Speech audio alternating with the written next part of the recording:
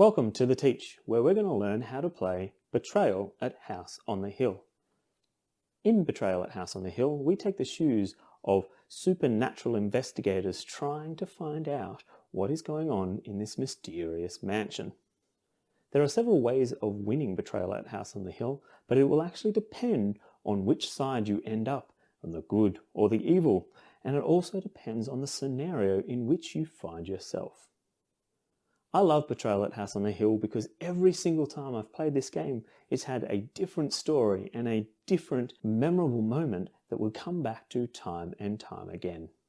So join me at the table and we'll play Betrayal at House on the Hill.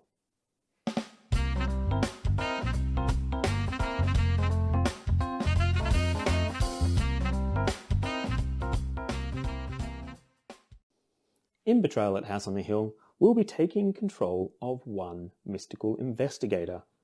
In this example, I am playing as Missy Dubois, and it's important to note that each tile actually has a reverse side and there are 6 character boards to choose from. Each character has 4 attributes that align with 2 main aspects. You've got your physical aspects and then you have your mental aspects. So your speed and might will come up in your physical aspects and your sanity and knowledge will come up in your mental aspects. Through the game, these will actually change, and it's important to note that if any one of these goes to 0, you are dead and out of the game. On a turn, players will get to move, discover, use, attempt, or even attack another player. For each of these actions, I would actually get to move my token and draw an associated tile. For the movement action, I would get to move into an unknown region, and using the boards, I can't use an upper basement, I am on the ground floor. So I pick until I find a ground floor, revealing that and placing it down. It is important to note that various different tiles have different actions. A collapsed room, or a junk room, or a chapel, and each has different icons. For an event card, you will draw the event card and resolve that event. There are items that you can find, or are there even omens, and if you draw an omen card, you will have an action or result that happens. After you've taken your action, the next player would have their turn. The only exception to this, if you were to draw an omen card, you would have to make a haunt roll. Rolling the 6 dice, if you have a score less than the total number of omen cards in play, it will trigger the haunt. If it is more, ignore this roll and move on to the next player.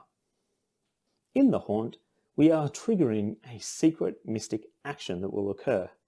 The triggering person will actually refer to the rulebook to actually find out what is going to occur.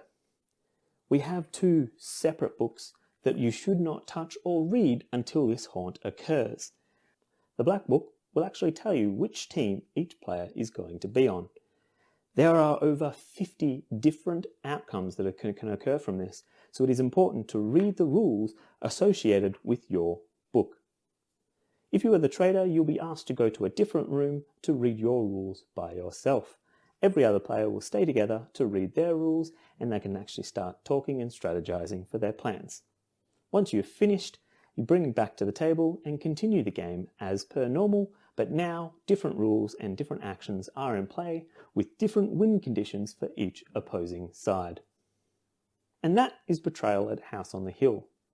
It's a very mechanically simple game, but you get a lot of depth based on the players around the table, a lot of chance, and a lot of variations within how the game will result.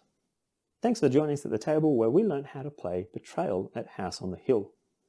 You can join us at the board game bar where we'll actually make a drink specifically paired to Betrayal at House on the Hill. You can also follow us on our Twitch and social media channels, and we'll play this game live on Twitch with the paired drink from Board Game Bar. Once we've recorded this live, it'll actually be added as a VOD for you to watch down here. Thanks for joining us at the table, and we'll see you in the next video.